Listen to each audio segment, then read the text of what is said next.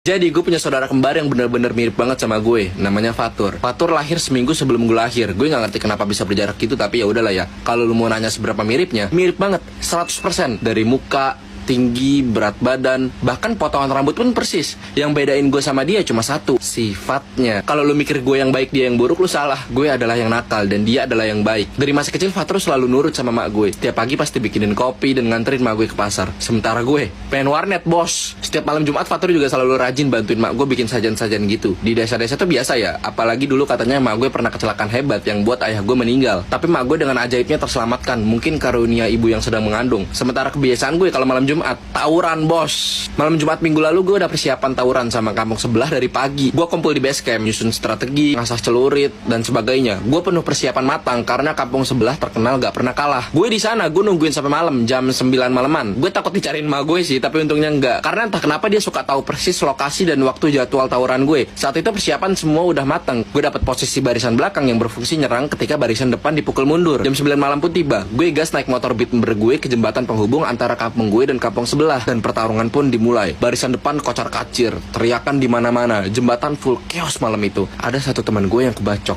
tapi musuh ada 3 yang kebacok. Gue teriak dengan senang ketika musuh lari berhamburan, menandakan kemenangan ada di geng gue. Tapi hal yang gak gue tahu adalah malam itu Fatur lagi keluar beli nasi goreng di kampung sebelah, yang artinya dia ngelewatin jembatan ini. Gue tahu hal itu ketika gue sedang teriak kemenangan dan ngeliat ke bawah jembatan ada seseorang yang kayaknya jatuh dari atas. Awalnya gue pengen kabur kayak semua teman-teman geng gue lainnya, tapi gue diem di situ karena gue ngenalin jaket kuning yang dia pakai. Gue turun dan bener aja, itu Fatur dengan luka bacokan celurit menembus hingga belakang tubuhnya. Gue nangis sejadi-jadinya, kesal dengan siapa yang tapi lebih nyalahin ke diri gue sendiri yang terlalu sering ngadain tawuran kayak begini. Gue mencabut celuritnya perlahan dari tubuh malangnya. Celuritnya bergambar naga yang gak dipunyain sama geng gue. Pasti geng sebelah. Di sebelah jasadnya ada satu bungkus nasi goreng yang masih utuh. Ini semua murni kesalahan gue. Gue yang inisiasi tawuran ini. Gue yang buat tawuran ini terjadi. Dan kalau sampai mak gue tahu yang sebenarnya, pasti dia akan sedih gak henti-henti. Dan gue gak mau itu. Gue punya akal. Gue ambil bungkus nasi goreng itu dan pulang sebagai Fatur.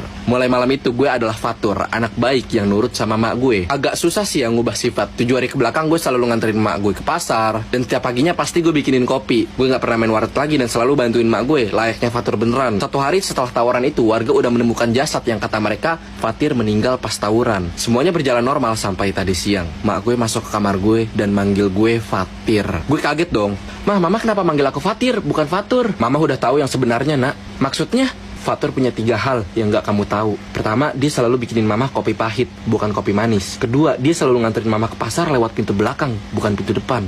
Maafin aku, Ma. Gue nangis sambil terseduh. Terus